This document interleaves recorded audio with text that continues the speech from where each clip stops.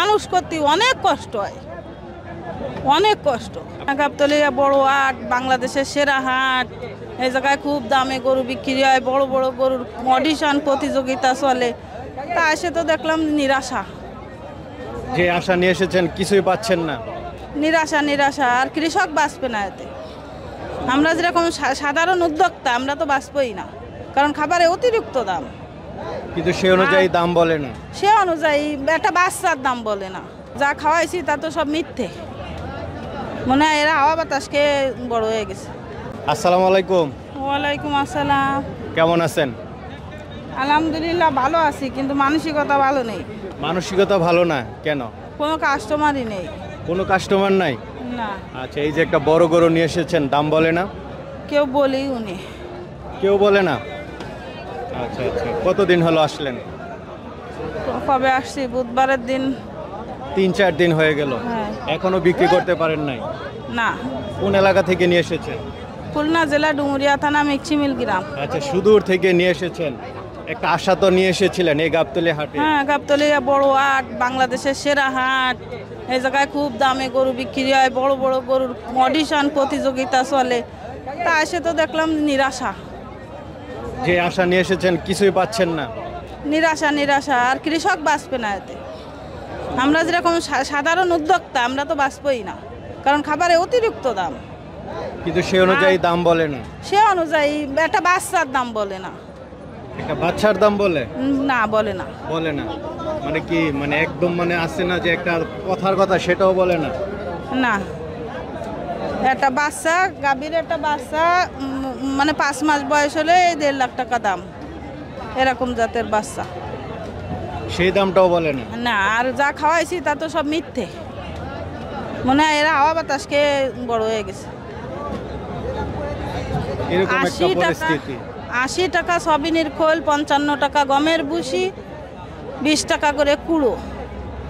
1 KG ভুট্টার গুঁড়োর দাম 40 টাকা। তাহলে এই কৃষক কিভাবে বাঁচবে? কিভাবে উদ্যোক্তা করবে বলতে পারেন আপনারা? আমরা তো সাংবাদিক জিজ্ঞেস করতেছেন, ভিউ কমেন্টস এই পালি আপনারা খুশি, কিন্তু আমরা কিছু খুশি হবো ভাই? আমরা 4 দিন এই জায়গায়, এখনো দামই বলে না। না। খুবই দুঃখজনক ঘটনা দেখতে পাচ্ছেন।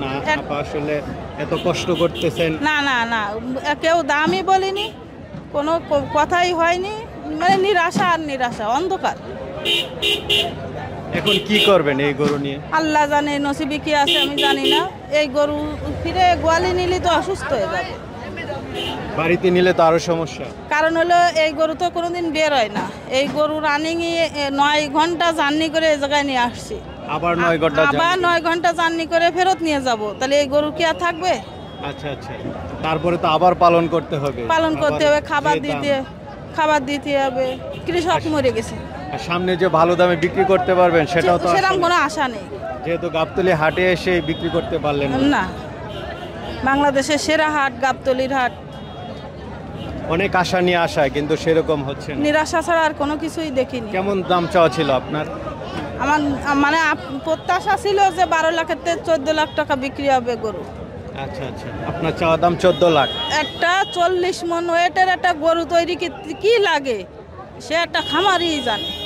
40 মন আপনার গরু? 40 মন ওয়েট। আচ্ছা আচ্ছা, 40 মন ওজনের গরু, আপনার চাওয়া দাম 14 লাখ। 14 লাখ। এখন কোনো দামই বলতেছেন না, একটা বাচ্চার দামও বলেনি কেউ। দর্শক বন্ধুরা বুঝতে পারতেছেন গাবতলী হাটের অবস্থা এখন খুবই নাজুক। যারা বড় বড় গরু নিয়ে এসেছিলেন আশা করে, আসলে তাদের সে আশা এখন হতাশায় রূপ নিচ্ছে। তারা এখন কি করবেন সেটাই ভেবে পাচ্ছেন না। আর তো মাত্র কয়েক ঘন্টা বাকি আছে, তো এখন যে কোনো মূল্যে তো বিক্রি করতে হবে ভাই। তা তো করবো না, করলে তো আমি তো বললাম কৃষক তো এমনিই মরে গেছে। আর আপনি তো নারী উদ্যোক্তা, আপনারা তো আরও মরে গেছেন। আমাদের কোনো উপায় নেই, আমরা এমনিই মরে গেছি। আসলে সান্ত্বনা দেওয়ার মতো কোনো বাসা নেই। যারা এখনও আছেন যে আপার এই গরুটা নিতে পারবেন, যারা বিত্তশালী আছেন আপনারা আসেন, দেখেন ওনার গরুটা মাশাআল্লাহ বিশাল বড়। যারা এখনো ক্রয় করবে তাদের উদ্দেশ্যে তার মতো মানুষ করতে অনেক কষ্ট হয়, অনেক কষ্ট। আপনি তাদের উদ্দেশ্যে কি বলবেন যারা নিতে চায়? কারণ সেরকম সহৃদয়বান ব্যক্তি আছে হাতে গোনা, হয়তো বা কয়েকজন যদি আমার দিকে টাকায় যদি কেউ সহযোগিতা করে তার কোটি কোটি শুক্রিয়া জানাবো আল্লাহর দরবারে যে আল্লাহ তারে সহি সালামত রাখে। আর গরুটা কুরবানি দিলে একটা বিশাল সোয়াব হবে, অতি যত্নে পালন করা গরু। ঠিক আছে, আপনার সে আশা পূরণ হোক, ভালো থাকবেন। আসসালামু আলাইকুম। ওয়ালাইকুম আসসালাম।